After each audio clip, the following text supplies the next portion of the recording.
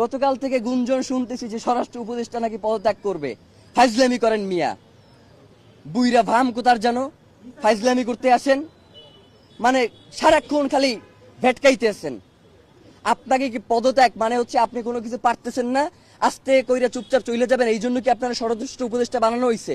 ওই জায়গা দিয়ে আপনি লড়তে পারবেন না। আপনার পুরো এই ঘটনার সাথে কারা কারা জড়িত এইটা নিশ্চিত কইরা আপনি এইখান থেকে যাইবেন, এর আগে আপনি কোনো জায়গায় যাইতে পারবেন না। মানে হইলো যাইয়া আপনি যাবেন, কোনো সমস্যা নাই, তার আগে বলবেন যে আপনারা কে বাধা দিছে এই দায়িত্ব পালন করতে, আপনি কার কার জন্য এই দায়িত্ব পালন করতে পারেন নাই, কে এই খুনের তদন্ত করতে আপনারা বাধা দিছে, সব কথা বইলা দিয়া এরপর আপনি যাইতে হইবে। এছাড়া আপনার যাওয়ারও কোনো সুযোগ নাই।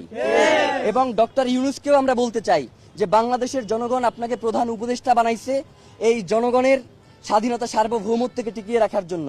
জানাজার মাঠে আপনি বলেছেন যে আপনি শরীফ ওসমান হাদিকে ধারণ করেন, কিন্তু একবারের জন্য আপনি জানাজার ময়দানে বলেন নাই যে খুনের বিচারের ব্যাপারে আপনি কি করবেন। মানে এই যে এত বড় একটা হত্যাকাণ্ড হইলো, এর বিচারের জন্য আপনি কি কি পদক্ষেপ নেবেন সেইটা আপনার মুখ থেকে আমরা শুনতে পারি নাই।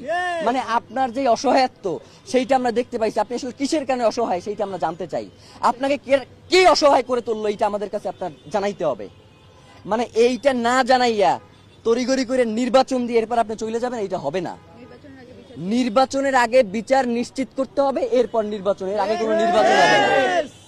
মানে বাংলাদেশের জনগণ শুধুমাত্র ওই সবসময় স্থিতিশীলতা রক্ষার জন্য রক্ত দিয়ে যাবে, এই ভুংসুম শেষ, এইগুলো আর চলবে না। এখন থেকে রক্ত দিব না।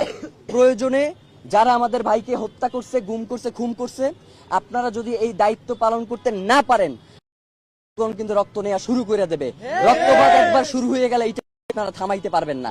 সুতরাং আপনাদেরকে হুঁশিয়ারি করে বলতে চাই যে অতি দ্রুত ওসমান হাদির খুনের সাথে যারা জড়িত তাদেরকে দ্রুত গ্রেফতার করেন।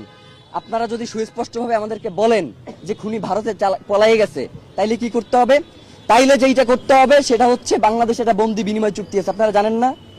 এই যে উলফা নেতাদেরকে যে বন্দি বিনিময় চুক্তির মাধ্যমে ভারতে পাঠানো হয়েছে, আপনারা দেখেন নাই? উলফা নেতারা খালি বাংলাদেশ থেকে ভারতে পাঠানো যায়, ভারত থেকে দিল্লির ওই কুত্তা শেখ হাসিনারে বাংলাদেশে আনা যায় না। মানে হইলো যাইয়া বাংলাদেশ থেকে খালি আমরা সবাই খালি সহযোগিতা করবো আর পাঠাবো, কিন্তু ওই দেশে খালি সন্ত্রাসীদের অভয়ারণ্য হবে, ওই দেশ থেকে কাউকে পাঠানো হবে। এই ধরনের ফাইজলামি মার্কা বন্দি বিনিময় চুক্তি আমাদের দরকার নাই। আপনারা অতি দ্রুত ওসমান হাদিকে যারা খুন করেছে তাদেরকে দেশে থাকলে গ্রেফতার করেন, আর দেশে যদি না থাকে তাহলে তাদেরকে বিদেশে যেখানেই থাকুক সেইখান থেকে আনবার ব্যবস্থা করেন। এর বাইরে আমরা আসলে আর কিছু জানি না। বসুন্ধরা ডায়াপেন্ট এখন আরো উন্নত। এই hot air throw top sheet দ্রুত শোষণ করে সোনামণিকে দেয় কোমল অনুভূতি। আপনারা যে কি করবেন সেটা আমাদের